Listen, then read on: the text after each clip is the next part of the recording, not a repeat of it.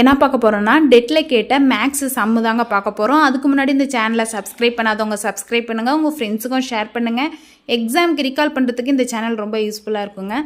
If m is equal to 8 and n is equal to -3, then find the value of expression m plus n minus mn. உங்களுக்கு expression கொடுத்து அதில் எம்மோட value என்னோட வேல்யூங்கிறதும் கொடுத்துட்டாங்க. அப்போ அந்த எக்ஸ்ப்ரெஷனில் போய் அந்த வேல்யூவை சப்ஸ்டிட்யூட் பண்ணால் எக்ஸ்ப்ரெஷனுக்கு என்ன ஆன்சருங்கிறத இந்த 4 ஆப்ஷனில் கண்டுபிடிச்சிடலாங்க.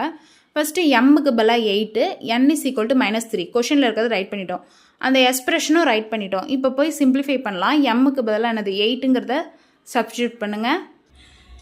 8ங்கிறத ரைட் பண்ணிவிட்டோம், இங்கே ப்ளஸ் இருக்குது, ப்ளஸ் என்னுக்கு பதிலாக -3ங்கிறத சப்ஸ்டிட்யூட் பண்ணுங்கள். -3 இங்கே என்ன இருக்குது, மைனஸ் மைனஸ் mn, எம்முக்கு பதிலாக 8 இன்ட்டு என்னுக்கு பதிலாக என்னது -3.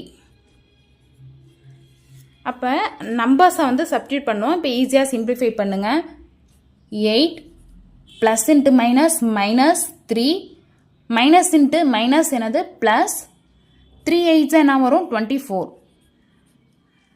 இதுக்கப்புறம் என்னது சேம் சைன் இருக்கிறத சிம்பிளிஃபை பண்ணுங்கள். இங்கே +8 இங்கே +24 என்ன வரும் 32 -3.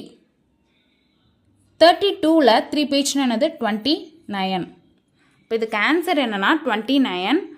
ஆப்ஷன் சிங்கிறது தாங்க கரெக்ட் ஆன்சர். அப்படியே லைக் பண்ணிவிடுங்க. தேங்க்யூ.